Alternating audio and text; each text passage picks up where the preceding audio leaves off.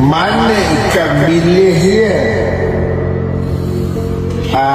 Ikan bilis kau sorok celah pantat mak engkau ke? Bodohnya bangsat engkau KFC cas aku mahal. Ikan bilis pun kau tak mampu nak bagi. Drive tu nasi lemak KFC sebab tak tahu nak makan apa dah. Tapi beli nasi lemak, kau tengok apa yang ada. Ini of course lah nasi dia. Tu sambal dia, telur, apa tu, timun, kacang. Mana ikan bilisnya?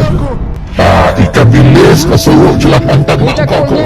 Ni KFC nasi lemak lubang pantat mak kau. KFC burger piramid.